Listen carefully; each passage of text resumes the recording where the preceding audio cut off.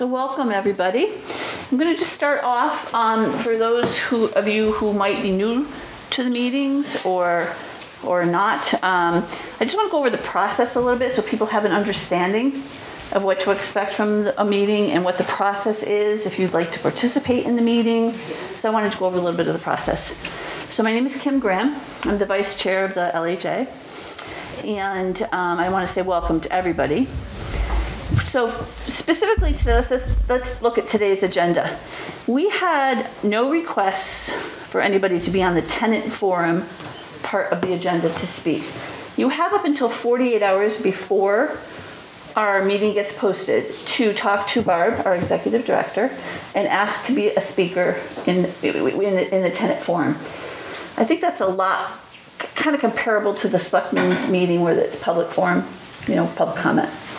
We ask that you let Barb know that you'd like to speak, and then we put you on to the tenant forum. We had no such requests today.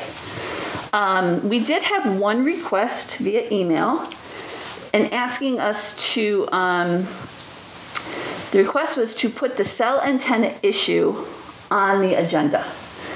So there was no speaker, there was no presentation, there was no one person that wanted to speak to the cell antenna issue. She wanted the cell antenna issue to put on the agenda. The agenda is put forth by the board and the executive director. The agenda cannot be made from the people, from the public. So the agenda is put in place by the executive director and the board. So that request was denied. We told her that there was going to be other meetings where it would be on the agenda, but we did not have Anthony Lepore, Chris Trophy scheduled to be here. And to date, we don't even have a lease in front of us to go over, to talk about it. So that kind of just put the cell antenna issue to rest for this meeting. There will be other opportunities. At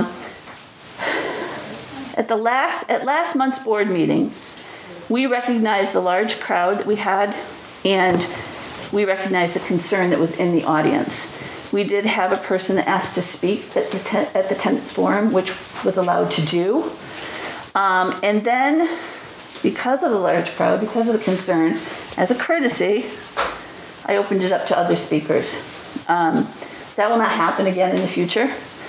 Our repeated requests after that took place to have a seat and to please discontinue talking so we could move forward the rest of our agenda was not met. Then asking that if you did not want to remain for the rest of the meeting, could you please move to another area of building or outside? Those repeated requests were still not met. The LHA board was forced to go into an office and have their meeting because such requests were not met.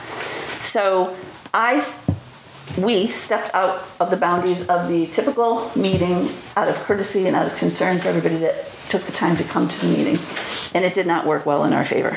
So, as we stated the last meeting, the agenda is posted within 48 hours of the meeting. If you would like to be placed in the tenant forum, please contact Barb, our executive director. So, moving forward with our regular meeting.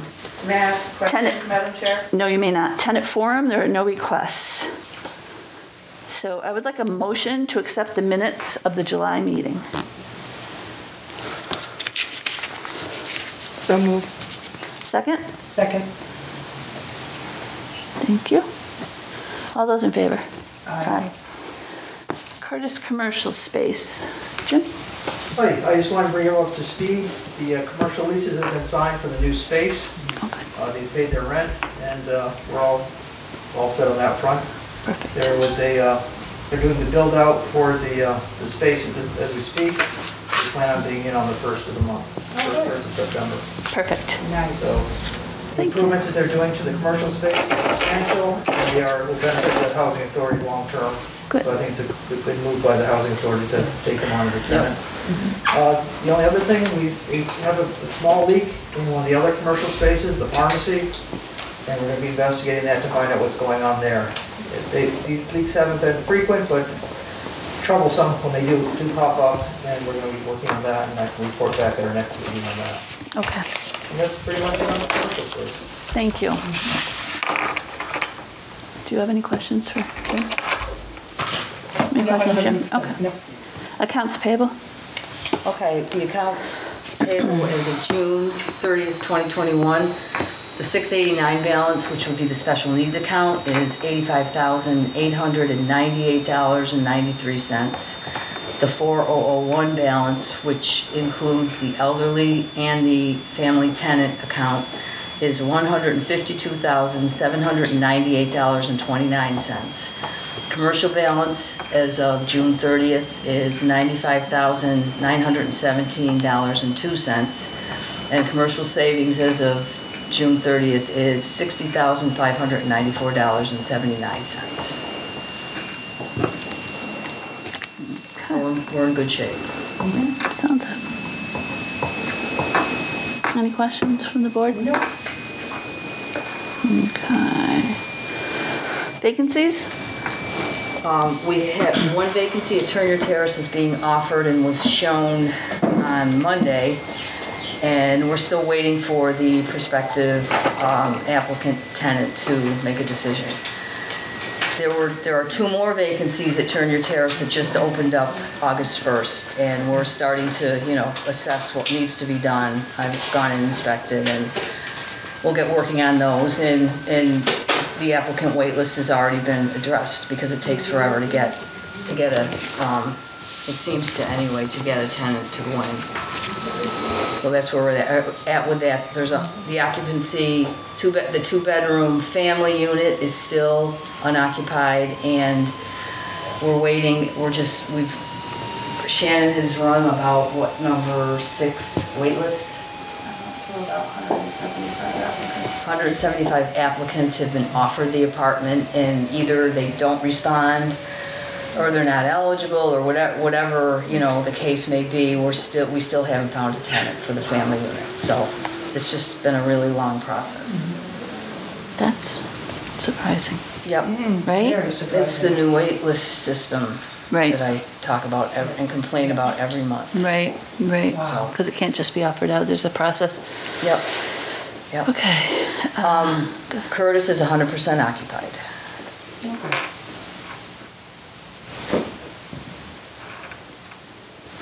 As of the end of June, all rents had been collected. Okay. Wait list as of right now, the elderly handicapped wait list is 955, and the family wait list is 2,672.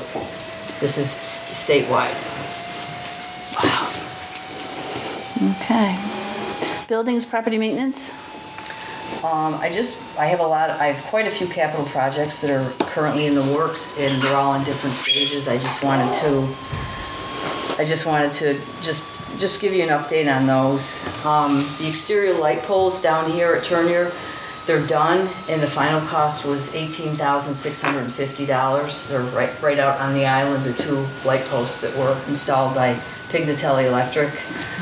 They look nice. They're a lot higher, and they were built up on higher planks for safety, for snow plowing. The snow plows won't hit the planks, and it's going to be a lot safer and a lot better lighting. And that was a health and safety award that we received based on need. The roof replacement at 45 Golden Hill Road is just about complete. The skylights still have to be done. And this is a project that costs $21,800, and that's just about done. That went quick.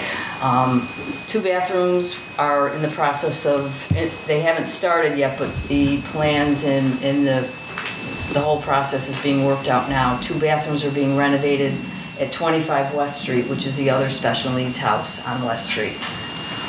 And this is at a cost of $46,566.